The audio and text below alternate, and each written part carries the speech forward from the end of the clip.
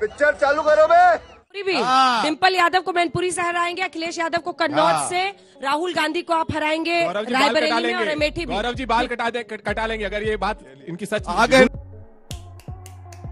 ना। देखिए बाल कटा लेंगे, जैसे अनेक चुनाव में ये दावा करते हैं कि चुनाव हार गए तो अपना सर मुंडवा लेंगे। पहले भी सर मुंडवाने का दावा किया है, सर नहीं मुंडवाया। भारतीय जनता पार्टी वाले लोग जनता का सर मुंडवा सकते हैं, आप अखिलेश बाबू का नाम लेंगे। मैंने नाम नहीं लिया था। अरे कन्नौज सीट से कौन लड़ रहा है?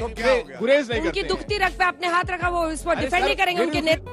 We must not only revise our ambitions, grand ambition पर उन्होंने माइक झटक दिया। क्यों साफ सूंघ जाता है? पार्टी देखकर अब महिलाओं के इश्यूज पे बोलेंगे नेता। दो बातें हैं। पहली बात कि अगर भारतीय जनता पार्टी कहे ब्रजभूषण शरण सिंह के कंधे पे बैठी हुई भारतीय जनता पार्टी, प्रज्वल रेवन्ना के कंधे पे बैठी हुई भारतीय जनता पार्टी,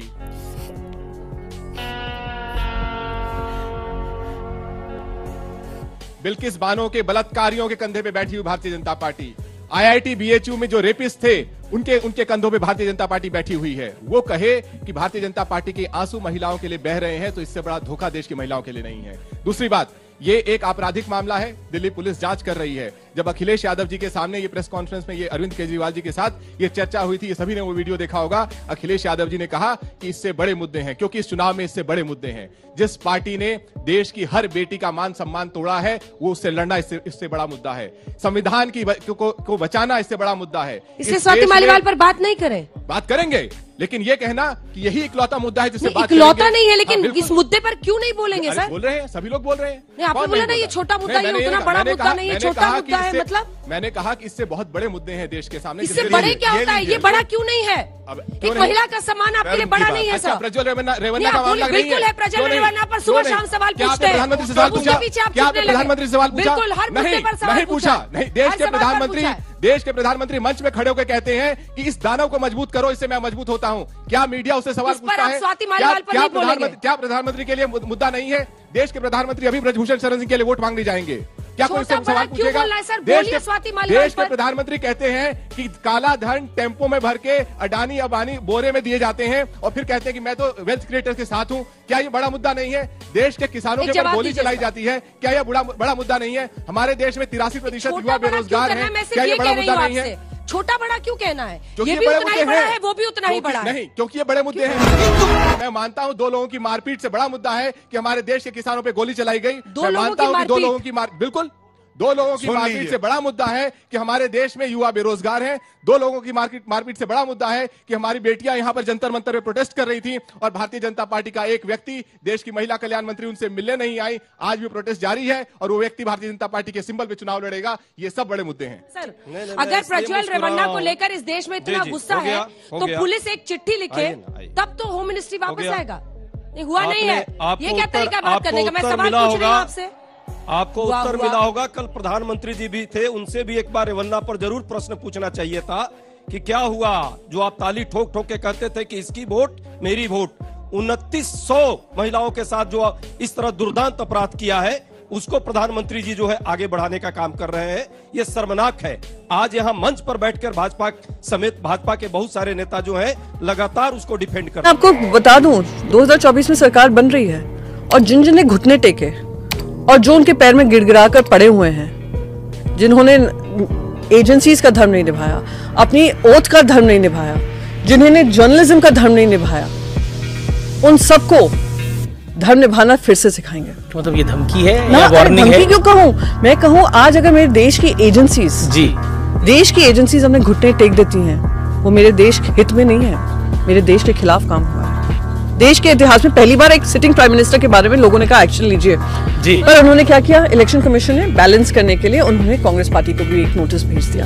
अरे क्यों डर रहे हो प्रधानमंत्री से? प्रधानमंत्री तो आते हैं जाते हैं, डरते तो देश को तो ऊपर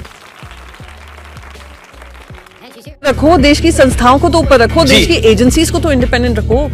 क्यों घुटने टेक रहे हो? तो ये ध्यान दिलाना पड़ेगा कि भाई साहब आपकी भी रीढ़ की हड्डी है। समस्या 10 सेकंड दीजिए ना। बड़ा घमंड में चूर है। 4 जून के बाद भैया विदाई है आपकी। आप तय मान लीजिए, पूरा देश देख चुका है। बेरोजगारी पर एक शब्द नहीं, गरीबी आर्थिक असमानता पर जब बात हुई प्रधानमंत्री जी से, आपने पूछा आर्थिक असमानता पर क्या ज्ञान दिया उन्होंने? कि बड़े लोगों को और बड़ा हो जाना चाहिए, गरीब को मर जाना चाहिए। ये है प्रधानमंत्री जी का गरीबों के प्रति। मोदी जी, आप राष्ट्रवाद पर लोगों से वोट मांगते नजर आते हैं हमेशा ही, लेकिन हम देख रहे हैं कि जो चीन है वो लगातार अपना अति, और आपकी सरकार सिर्फ लाल आंखें दिखाती रह गई। इस पर आप क्या कहेंगे? कुछ बातें ऐसी होती है जो प्रेस कॉन्फ्रेंस में नहीं की जाती, लेकिन अब 10 सालों में पहली प्रेस कॉन्फ्रेंस है तो मुझे करनी भी पड़ेगी। मैंने काफी दिन पहले उन्हें फोन करके जलवा है हमारा, जवाब दे दिया था। मैंने कहा, चेंग वही मामाची सांगची दे गंजोई।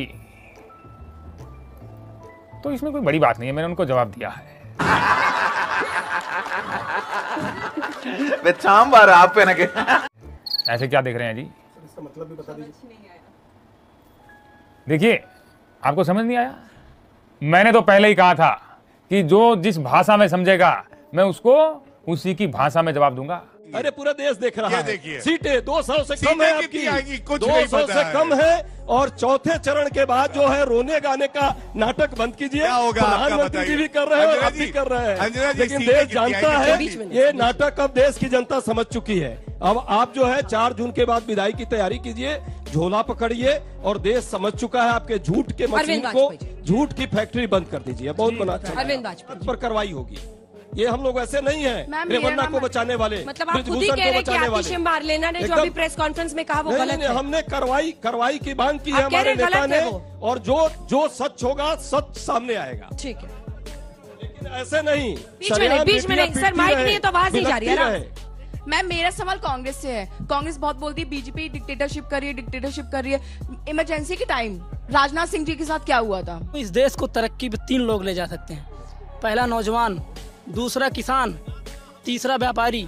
इस देश में नौजवान आज आपके सामने बेरोजगार खड़ा है, किसान आपके सामने होंगे, व्यापारी जीएसटी से दम तोड़ रहा। वो क्या था, कांग्रेस ने क्या किया था कि उनकी मां की मृत्यु के समय भी उन्हें जाने को नहीं मिला था, और अब देखिए इस समय में अरविंद केजरीवाल जी को जाने के लिए मिल रहा है 20 दिन की कैंपेनिंग के लिए। क्या उसकी कोई अहमियत नहीं है जब उनको नहीं जाने दिया गया इमरजेंसी के टाइम पे? अच्छा ये बताइए, आपका नाम क्या है? अर्पिता सिंह। अर्पिता, आप क्या पढ़ रही हैं? मैम जर्नलिज्म पढ़ा है, तो उसी हिसाब से हमने पूछा।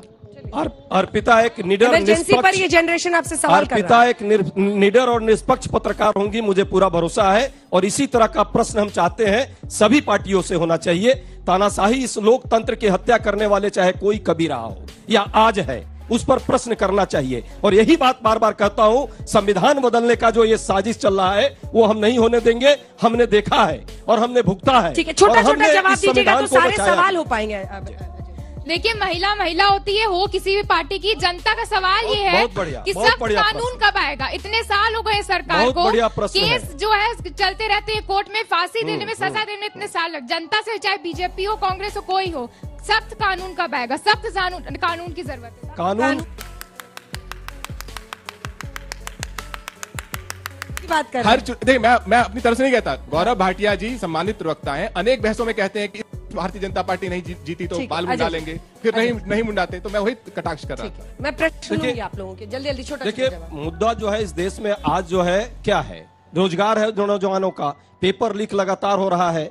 जिस तरह से महंगाई से लोगों की कमर टूटी हुई है, आय की असमानता पर जब अंजना जी ने प्रश्न किया प्रधानमंत्री जी से, तो ये भी बहुत चक रह गई। इनके भी चेहरे उड़े हुए थे कि ये क्या उत्तर दे रहे हैं प्रधानमंत्री जी। इतने बड़े पद पर आजकल दिख रहा था आपको ठीक लग रहा था कि बड़े लोग और बड़े हो जाएं? ये प्रश्न कि बड़े लोग क्यों नहीं बड़े होंगे? प्रधानमंत्री ने कहा कि मैं पूंजीपतियों का सम्मान करता हूं, लेकिन गरीबों का, आपकी जब सरकार थी तो मुझे क्रेडिट नहीं चाहिए। वो देखो क्या लग रहा है? राहुल जी को आपने सुना? हाँ, क्या कहा उन्होंने? खटाखट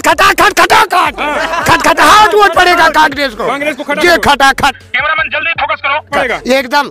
और स्मृति हार जाएगी एकदम, फटाफट हारेंगे एकदम, पानी उतर गया। उन्होंने, राहुल ने कहा कि सांबार आप पे ना के हमारे प्रत्याशी को 5 लाख प्लस वोटों से जिताइए, ऐसा होगा? 7 लाख, वो तो पाजा ही कह रहे हैं, यहाँ 7,87,000 से केएल शर्मा जीत के जाएगा अमेठी से। खटाखट खटाखट खटाखट। क्या बात है सर, क्या बात। मोहब्बत की दुकान जैसा पैगाम आप लोग दे रहे हैं, तो क्या ये अमेठी में खुलेगा? देखिए, देश की जनता नहीं, अमेठी की जनता नहीं, देश की जनता जाग चुकी है। राहुल गांधी जी ने जो देश के लिए काम किया है उसमें अब मोहब्बत की दुकान धक्का-धक खुल चुकी है, धक्का-धक मोहब्बत की दुकान खुल चुकी है।